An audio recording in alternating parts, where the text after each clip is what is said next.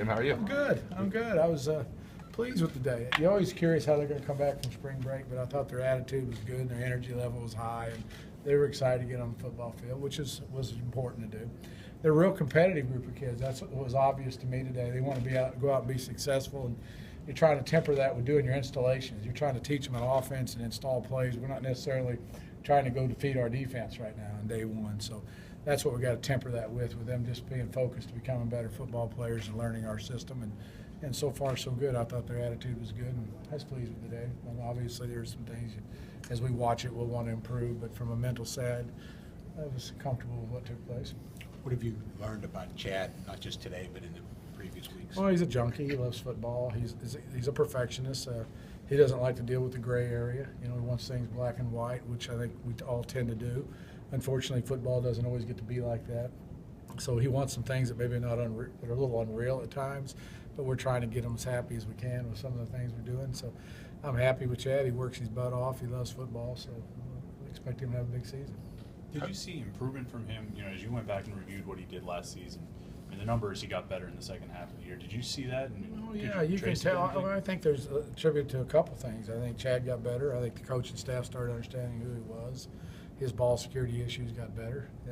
A lot of little things with development. As players, you learn the players and they learn you. That's a two-way street. A lot of situations when it comes to the play caller and the quarterback, you got to figure out what you like about what they do and what they do best. And I think you saw that maturation throughout the season. I thought they did a nice job with it. You talk about installing the system. I mean, how different is what you're trying to install versus what these guys have? Well, the plays are very similar to what they've done in the past. The verbiage and what we call it's different. They might call it Chevy and we might call it Ford, but at the end of the day, it's a vehicle. And so that's kind of the way we're looking at things right now. And we're forcing that on them, so they're having to learn a whole new language, and it's fun to watch them learn. Some learn faster than others. It reminds me of me in college. Those people next to me were getting all the A's and B's, and there I was. See, you were supposed to say I was getting an A. I was going to say B minus. Yeah, B minus, I'll take it. Yeah, that'll work good. So I think everybody learns at their own level, and we're trying to figure out how these kids learn best to facilitate some of that learning curve that comes with new offense and new transition. Could you embellish a little bit on what you mean by Chad wanting everything to be black and white? Well, Chad's comfort level is when you say do this, the results come out like that. If you put 50 cents into a pop machine 20 years ago, you got a Diet Coke.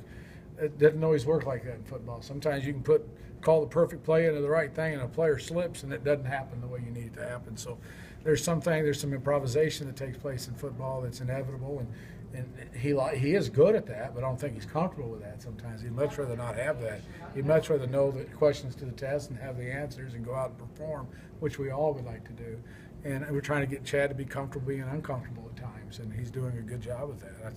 It's been fun just talking to him and getting to know him, and he's a good kid. He's bright. He understands that, and he wants what we all want, but some things what we want is unrealistic at times. So it's fun to watch him grow through it, though.